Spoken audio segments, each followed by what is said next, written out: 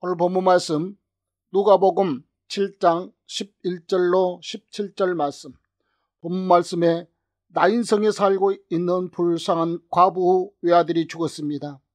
나인성 사람들은 죽은 과부 아들을 장사 지내기 위해서 성 밖으로 나가다가 나인성을 향해 제자들과 함께 들어오시던 예수님과 마주치게 되고, 예수님께서는 장녀의 형녀로 슬픈 사연을 아시고 그냥 지나치지 않으시고 장녀의 형녀를 멈추게 하시고 간에 손을 대시고 죽은 과부 아들을 살려 다시 과부 품에 안겨주심으로 과부는 말할 것도 없고 나인성 모든 사람에게 기쁨을 안겨주신 사건이 본문에 나옵니다. 이 사건 속에서 우리는 단순히 불쌍한 과부 독자를 예수님께서 능력으로 다시 살려주므로 견딜 수 없는 슬픔과 괴로움 속에서 생의 깊은 좌절감에 빠져있는 과부에게 다시금 위로와 기쁨을 안겨주신 사건으로만 지나쳐 버릴 수 없습니다. 이 사건을 통해서 주님이 우리 인생들에게 주시는 또 다른 의미 있는 메시지를 우리는 찾아야 합니다. 그래서 오늘 저는 나인성 과부가 찾는 노다지라는 제목으로 말씀을 증거하려고 합니다. 남편도 없는 과부에게 있어서 이 독자는 인생의 기둥이요 소망이요 의미요 나가서는 과부 어머니에게는 삶의 목적이라고도 할 수 있습니다. 어떤 의미에서는 이 여인에게 있어서 독자는 삶의 전부라고 해도 과언이 아닙니다. 그런데 그토록 소중한 아들이 갑자기 죽었습니다. 한마디로 이 과부에게는 하늘에 무너지는 아픔과 고통이었을 것입니다. 우리는 여기서 인생의 중요한 진리를 찾을 수 있습니다. 그것은 인생들의 이 땅에 사는 동안 눈으로 보고 만지며 또 소유하는 모든 것들은 진정 우리 인생들에게는 참 의지의 기둥이 될 수 없고 소망의 대상도 될 수 없는 것임을 깨우쳐 주는 사건이라고 봅니다. 본문에 나오는 과부는 그런 의미에서 인생들이 의지해서는 아니 되고 의지의 기둥도 될 수 없는 대상을 착각해서 참 의지요 소망의 대상인 것처럼 믿고 살다가 독자가 죽음으로 인해 그 여인은 비로소 자기의 의지하며 소망으로 삼았던 대상이 그에게는 실상이 아닌 허상임을 발견하게 된 것입니다. 이런 관점에서 본다면 요한복음 4장에 나오는 수가성 여인도 우물가에서 예수님을 만나기 전에는 보이는 남편을 그는 자기 인생의 기둥으로 생각하면서 살았으나 첫 번째 남편이 그 여인에게 기대에 미치지 못했습니다. 그래서 둘째, 셋째, 넷째 그리고 5번이나 남편을 바꿔가면서 인생의 가란목을 해갈해 보려고 시도했으나 여전히 그는 실패한 사람이었음을 예수님과의 대화 속에서 찾을 수 있습니다. 오늘날 우리들은 어떻습니까? 위에 언급한 두 여인처럼 우리도 무엇인가 속고 있지는 않습니까?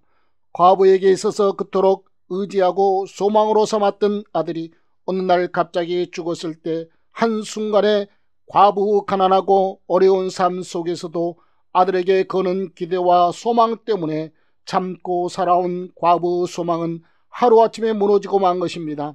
아들은 눈에 보이는 세상 소망을 상징합니다. 세상 소망은 무너지기 쉬운 거짓 소망입니다.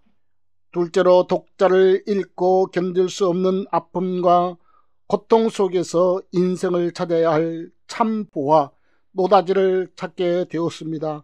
본문에 보면 과부가 그토록 믿고 의지하며 소망의 대상으로 삼았던 자기 아들이 어느 날 갑자기 죽고 장례를 치르는데 나인성으로 들어오시던 우리 주님께서 기가 막힌 과부의 슬픈 사연을 아시고 장례 형렬을 멈추게 하시고 죽은 과부 독자를 다시 살려주므로 어미는 다시금 형용기 어려운 기쁨과 감격을 얻게 되었습니다. 그런데 여기서 중요한 것은 이 사건 후 과부는 자기 품에 있는 아들을 보는 눈이 달라졌음을 알아야 합니다. 죽기 전에 아들을 보았던 눈과 지금 살아서 자기 품에 있는 아들을 보는 눈은 같을 수 없습니다. 죽기 전에는 보았던 과부 아들은 가부에게 인생의 의지여 기둥이요 믿음과 소망의 대상이요 또 어떤 의미에서 그 가부에게 있어서 인생의 전부라고도 할 수 있는 대상이었지만 지금 죽었다가 주님으로 말미암아 다시 살아서 자기 품에 안겨있는 아들은 더 이상 그 의지나 소망 그리고 기쁨의 대상이 될 수 없는 존재라는 사실을 깨달았기 때문입니다. 오히려 죽었던 외아들을 다시 살려주시고 자기 품에 안겨주신 분 예수님이야말로 자기가 이제부터 의지하며 바라보며 소망의 대상으로 삼아야 할 참 신앙의 대상임을 발견하게 된 것입니다. 이 새로운 신앙의 대상을 발견한 가부, 그는 참으로 인생의 가장 값진 노다지를 발견한 것입니다. 이는 마치 마태복음 13장 44절에 나오는 감추어진 보화를 발견하고 집에 돌아가서 자기의 모든 것을 팔아서 보화가 감추어진 그 밭을 사는 지혜로운 사람과 비교할 수 있을 것입니다. 그런데 이 과부가 발견한 노다지는 그가 그토록 소중히 생각했던 아들을 잃었을 때 찾은 사실을 기억해야 할 것입니다.